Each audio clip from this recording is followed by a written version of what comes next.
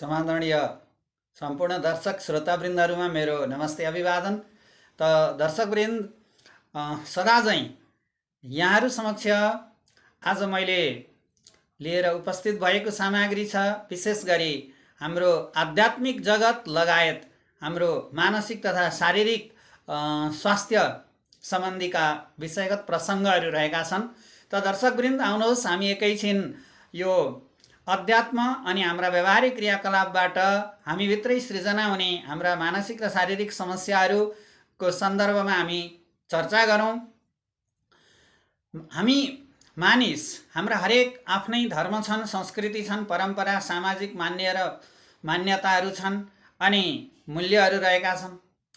अब यस्तै सन्दर्भमा कतिपय हाम्रा बहुजातिक, बहुधार्मिक र बहुसांस्कृतिक समाज र परिवार युक्त हाम्रो एउटा आफ्नै किसिमको मानवीय नैतिक मर्यादा आदर्श रहेको छ। यो आदर्शभित्र हाम्रा संस्कारले पूर्वजहरूले पालन गर्दै आएका अथवा पूर्वजहरूबाट हामीले देख्दै सिक्दै र अनुसरण गर्दै आएका हाम्रा विभिन्न सांस्कृतिक प्रभावहरू छन्, हाम्रा नैतिक आचरणहरू छन्। अझ हाम्रो विशेष गरी हिन्दू धर्म परम्परा अनुसार त अतिथि देवो भव, मातृदेवो भव, पितृदेवो भव, आचार्य देवो भव अथवा पितालाई देवता समान मानौ, माताजीलाई देवता समान मानौ, आचार्य आफ्ना गुरुलाई देवता समान र अतिथिलाई देवता समान मान्ने हाम्रो सांस्कृतिक मूल्य र मान्यता रहेको छ। त दर्शकवृन्द, हाम्रा जीवनका हरेक आरोह अवरोहमा अनेक किसिमका उतार चढावहरू पनि हुन्छन् र हाम्रा आफ्नै किसिमका संस्कारबाट प्रभावित हाम्रा विभिन्न क्रियाकलापहरू पनि रहन्छन्। त्यसको प्रभावले गर्दा हामीभित्र अनेक किसिमका मानसिक उद्वेगहरू, संवेगहरू रहन सक्छन्। हामीमा कुनै किसिमका मानसिक तनावहरू पनि रहन्छन् अनि हामी मानसिक तनाव विसर्जन गर्ने विभिन्न माध्यमहरू पनि खोजिरहेका हुन्छौँ। र यस्ता मानसिक तनावहरू त दर्शकवृन्द विशेष गरी हाम्रो व्यवहारिक क्रियाकलापबाट उमेरगत आधारमा अनि प्रभावगत आधारमा जीवनका सफलता र असफलताका कारण अनि अध्यात्मका कारण, सामाजिक मूल्य मान्यता जो हामी बीचमा रहेका छन् यिनीहरूका कारण अनि हाम्रा देवी देवता, कुल देवता, इष्ट देवता, ग्राम देवता यी विविध किसिमका विषयवस्तुहरूका सन्दर्भले गर्दा हामीभित्र कतिपय आधारित विश्वासहरू छन् भने कतिपय आधारहीन विश्वासहरू पनि रहेका छन्। र यी आधारित विश्वास, आधारहीन विश्वासले नै यो हाम्रो समाजलाई अगाडि बढाइरहेको छ अथवा समाज अघि बढिरहेको छ अहिलेसम्म। र कतिपय आधारहीन विश्वासमा पनि हामी अडेका छौँ। जस्तो हाम्रो गाउँघर परम्परामा आधारित अथवा हामी मानिसकै समुदायमा आधारित जस्तो हाम्रा उपचारका विभिन्न पद्धतिहरू छन्। ती पद्धतिहरूमा धामी, झाँक्री, झारफुक यी विविध किसिमका छन् र समस्या पनि हाम्रा त्यस्तै किसिमका आउँछन्। संसार 21औं शताब्दीमा प्रवेश गर्यो। मेडिकल साइन्सले प्रुफ गरेका विभिन्न किसिमका रोगहरू अथवा चाहिँ औषधिहरू लगायत सबै कुराहरू उपस्थित हुँदै पनि, सबै कुराहरू पर्याप्त रहँदै पनि कतिपय हाम्रा त्यस्ता समस्याहरू छन् जुन समस्याहरू समाधान भइराखेका छैनन्। तिनी समस्याको समाधानका लागि हामी विभिन्न चौतर्फी, दायाँ बायाँ, अगाडि पछाडि विभिन्न माध्यमहरू, विकल्पहरू खोजी हिँड्छौँ। कहिले अध्यात्मको आधार लिन्छौँ अथवा अध्यात्मको सहारा लिन्छौँ, कहिले सामाजिक मूल्य र मान्यताका सहारा लिन्छौँ भने अनि हामी विशेष गरी मेडिकलबाट प्रुफ अथवा चाहिँ विश्व स्वास्थ्यले निर्धारण गरेका विविध किसिमका आधारहरूमा पनि हामी खडा हुन्छौँ। यिनै सन्दर्भमा दर्शकवृन्द, हामी व्यक्तिगत रूपमा कतिपय अवस्थामा ज्ञात अज्ञात ढङ्गबाट हामी पीडित भइरहेका हुन्छौँ। हाम्रा पीडाका विषयहरू रहिरहेका हुन्छन्।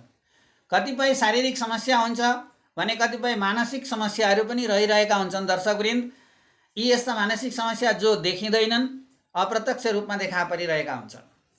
स्वयं व्यक्ति पीडित भइरहेको हुन्छ, स्वयं पीडितले पनि सुरुका अवस्थाहरूमा उसले मानसिक स्वास्थ्य सम्बन्धी अथवा मानसिक आफूलाई परेका तनाव सम्बन्धी अनुभव गरिरहेको हुँदैन। उसका केवल व्यवहार र क्रियाकलापहरू मात्रै फरक भइरहेका हुन्छन् दर्शकवृन्द। त्यसैले आउनुहोस् हामी यस्ता किसिमका चर्चाहरू केही बेर गरौँ। जस्तो मानिसमा विभिन्न माध्यमबाट आर्थिक अवस्था अथवा चाहिँ सामाजिक अवस्था, पारिवारिक अवस्था, अनि उमेरगत माया ममता संरक्षण, अनि बाल्यावस्थाको पालन पोषण, स्वास्थ्य उपचार जस्ता विविध कारणहरूबाट हामीमा यस्ता किसिमका समस्याहरू उत्पन्न हुन सक्छन्। जस्तो दर्शकवृन्द, हामीमा नदेखिने किसिमका समस्या के हुन् त? कहिलेकाहीँ हामीलाई शङ्कास्पद भ्रमहरू परिरहेको हुन्छ, श्रुति भ्रम हुन्छ, दृष्टि भ्रम हुन्छ, अनि त्यसरी नै अन्य किसिमका विविध किसिमका समस्याहरू परिरहेका हुन्छन्। टाढा कोही दुईजना मानिस बोलिरहेछ, आफ्नै बारेमा बोल्यो, कुराकानी गर्यो भन्ने जुन शङ्कास्पद धारणाहरू उत्पन्न हुन थाल्दछन्, यो पनि एउटा हामीभित्रको मनोवैज्ञानिक समस्या हो। त्यस्तै कुनै किसिमका अज्ञात साउन्डहरू आउँछन्, यो पनि हामीभित्रको मनोवैज्ञानिक समस्या हो। यस्तै किसिमका टाढाबाट एक्लै बसेको, एकान्तमा बसेको अवस्थामा कसैले बोलाइरहे चाहिँ भ्रम पर्छ, कसैको आवाज आइरहेको भ्रम पर्छ, कुनै देवी देवताका कुराहरू गरिरहेको हुन्छ, अथवा यहाँ जा, यसो गर, त्यो गर भन्ने खालका भ्रमपूर्ण आवाजहरू सुनिएको अनुभूति हुन्छ। यस्ता किसिमका अनुभूति सबै कुनै देवी देवताको चलखेल नभएर मानसिक भ्रम हुन् दर्शकवृन्द। यी मानसिक भ्रम हामीभित्र रहेका हुन्छन्। ती के हुन् त भन्दा हाम्रा शारीरिक ग्रन्थीहरूमा जो श्रवण शक्तिका ग्रन्थीहरूमा अथवा श्रवण शक्तिका जुन इन्द्रियहरू हुन्छन्, यी श्रवण शक्तिका इन्द्रियहरूबाट भ्रम परेको हुन्छ, जसको कारण हामीभित्र त्यस्ता किसिमका समस्याहरू देखा पर्दछन्।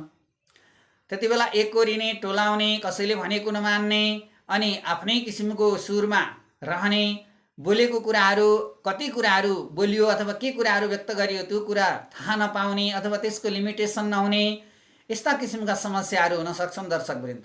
त्यसै कारण यस्ता किसिमका समस्याहरू यदि तपाईँ हामी कसैमा पनि यदि देखा परे भने यी कुनै देवी देवताको चलखेल होइन दर्शकवृन्द, यो हामीभित्रको एउटा भ्रम हो।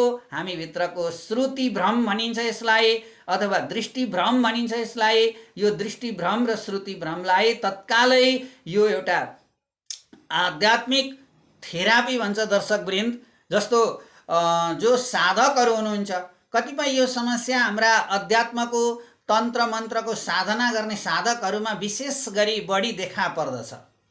किनभने उहाँहरूको जुन तन्त्र साधना र जुन मन्त्र साधना हुन्छ, यो तन्त्र र मन्त्र साधना गर्दा गर्दै विभिन्न त्यसका चरणहरू हुन्छन्, यम नियम आसन प्राणायाम, यी अष्टाङ्ग योगको विधि अनुसारका यी जुन माध्यमहरू हुन्छन् अथवा चरणहरू हुन्छन्, यी विभिन्न चरणहरू पार गर्दै जाँदा हाम्रो आध्यात्मिक साधना गर्ने अथवा अध्यात्मको साधना गर्ने, तान्त्रिक साधना गर्ने, मन्त्रको साधना गर्ने, ध्यानको साधना गर्ने हाम्रा यस्ता साधकहरूमा पनि यस्ता किसिमका समस्याहरू प्रशस्त देखा पर्दछन् दर्शकवृन्द।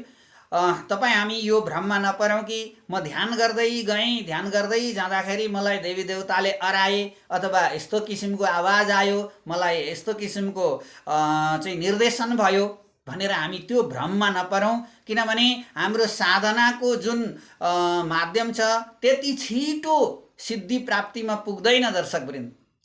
त्यसैले यो चाहे तान्त्रिक साधना होस्, ज्ञान योग होस्, भक्ति योग होस्, अथवा कर्म योग त छँदैछ आफ्नो ठाउँमा, अनि राजयोग होस्, जुनसुकै योगको आधारमा तपाईँ हामी साधना गर्दछौँ अथवा गरिरहेका हुन्छौँ, तथापि हामी तुरुन्तै त्यस्तो सिद्धिको अवस्थामा प्राप्त हुँदैनौँ। यो सिद्धिको अवस्था भनेको अत्यन्त कठिन र चरम बिन्दुको अवस्था हो, र सिद्धिको अवस्थाले तपाईँलाई कुनै पनि किसिमका गलत सन्देशहरू पनि दिँदैन। र जो साधना गरिरहेकै अवस्थामा बिचमा कुनै किसिमका यस्ता यदि भ्रमहरू देखा परे भने यी भ्रमहरू तपाईँ हामीभित्रका श्रुति भ्रम, दृष्टि भ्रम हुन्। यी श्रुति भ्रम र दृष्टि भ्रमलाई हामी सामान्य ढङ्गले विशेष गरी एउटा शारीरिक अथवा थेरापी भन्छ अथवा स्पर्श भन्छ, हाम्रो रेकी उपचार भन्छ, अनि चरण उपचार भन्छ। अनि यसरी नै हाम्रा यी विविध माध्यमद्वारा हामी समाधान खोज्न सक्दछौँ दर्शकवृन्द। त्यसैले विशेष गरी कुनै साधनामा लाग्नु भएको छ यहाँहरू भने तन्त्रको साधनामा, मन्त्रको साधनामा अथवा विशेष गरी भक्ति योगमा पनि धेरै अत्यन्त गहिरिएर लागि परिसकेपछि यो किसिमका भ्रमहरू पर्न सक्छन् दर्शकवृन्द। अनि त्यस्तै ज्ञान योगमा पनि पर्न सक्छन्, आउन सक्छन्। अझ तन्त्र मन्त्रको तान्त्रिक साधनाको जुन ध्यान योग छ, यो तान्त्रिक साधनाको ध्यान योगमा त सर्वप्रथम आउने नि यो श्रुति भ्रम हुन्छ, दृष्टि भ्रम हुन्छ। त्यसैले दर्शकवृन्द, तपाईँ हामी भ्रममा नपरिकन त्यो कुनै आफ्नो साधनाको सिद्धि त्यति बेला भइसकेको हुँदैन, त्यो सिद्धि हो भनेर भ्रममा नपरौँ। किनकि सिद्धिको अवस्था भनेको अत्यन्त कठिन र चरम बिन्दुको अवस्था हो। सिद्धि प्राप्ति गरिसकेपछि भनेको आफ्नो शरीरलाई करिब करिब त्यागेको अनुभूतिको अवस्थामा पुग्दछ। त्यति सजिलै अहिले नै हामीले शास्त्र अस्त्र अथवा तन्त्र मन्त्रको साधना गरेर सिद्धि र समाधिको अवस्थामा तुरुन्तै 1 वर्ष 2 वर्ष 4 वर्ष 5 वर्ष 10 वर्षको अवस्थामा अथवा समय अवधिमा हामी समाधि वा सिद्धिको अवस्थामा हामी पुग्न सक्दैनौँ। र यो त्यस बीचमा आउने विभिन्न किसिमका दृष्टिभ्रम, श्रुतिभ्रम, जो विभिन्न किसिमका चाहिँ नदेखिने वस्तुहरूबाट आउने आवाजहरू हुन्छन् अथवा चाहिँ नदेखिने किसिमका सुसुप्त अवस्थाका जुन दृश्यहरू हुन्छन्। तपाईँको ध्यानमा बस्नुभयो, तपाईँलाई ऊँग लाग्यो, ऊँग लाग्दा लाग्दै कुनै किसिमका अगाडि छायाहरू देखा परे, ती कुनै सिद्धिका छायाहरू होइनन् दर्शकवृन्द। हामी त्यस्तो भ्रममा नपरौँ। यी सबै चाहिँ के हुन्छ भन्दा हाम्रो विशेष गरी शारीरिक इन्द्रियहरूको एक खालको परीक्षण पनि हो। तपाईँले कतिसम्म आफ्ना इन्द्रियहरूलाई नियन्त्रण गर्न सक्दै हुनुहुन्छ अथवा गर्दै हुनुहुन्छ भन्ने पनि हो।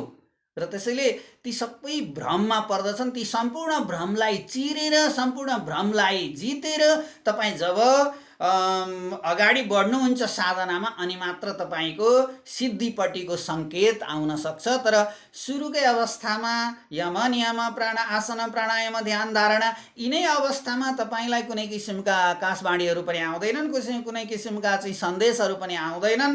अनि त्यसपछि तपाईँको आँखामा जुन सुसुप्त अवस्थाको जस्तो, निन्द्रा अवस्थाको जस्तो, सपना जस्तो भ्रमहरू, विभिन्न किसिमका छायाहरू, विभिन्न किसिमका दृश्यहरू जो हुन्छन्, ती दृश्यहरू सबै केवल भ्रम हुन्। र यस्तो भ्रमको पछाडि लागेर तपाईँ हामीले साधनालाई अधुरै पनि नछोडौँ। र साधक जो हुनुहुन्छ र साधना नगर्ने व्यक्तिमा पनि कहिलेकाहीँ यस्ता किसिमका समस्याहरू हुन्छन्। विभिन्न शारीरिक अथवा मानसिक अथवा व्यावहारिक, आर्थिक, सामाजिक, सांस्कृतिक, धार्मिक कारणको प्रभावबाट अनि उमेरगत आधारमा पनि यस्ता किसिमका समस्याहरू देखा पर्न सक्दछन्। यी सबै हामीभित्रकै शारीरिक 10 इन्द्रियकै भ्रम हुन् भन्ने कुरामा हामी रहनु पर्दछ। र त्यसको समाधानको सामान्य घरेलु र आफ्नै मानसिक तथा शारीरिक क्रियाकलापबाट समाधानका उपायहरू हामीले आफै खोज्ने गर्नुपर्दछ दर्शकवृन्द।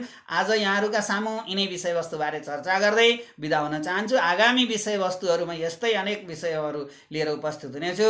हस्त दर्शकवृन्द, नमस्ते, अभिवादन।